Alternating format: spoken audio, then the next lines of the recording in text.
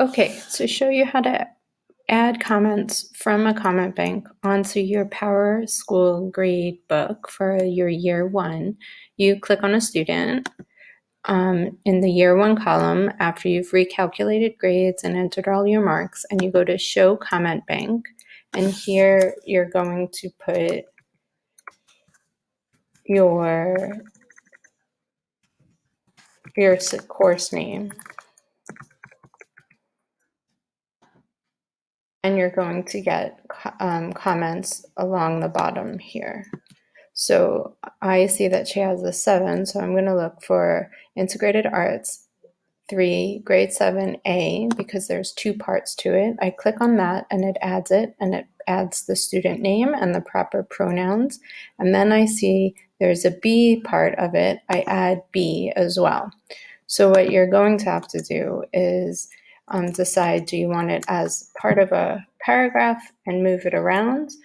Then you're going to add an individual comment where you've already have the students' comments already written, and you are going to Command copy, go back to there, and then Command paste.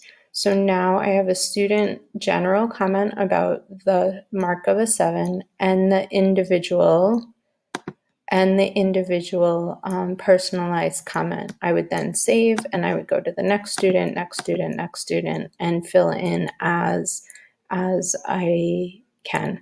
So again, you put in your course name.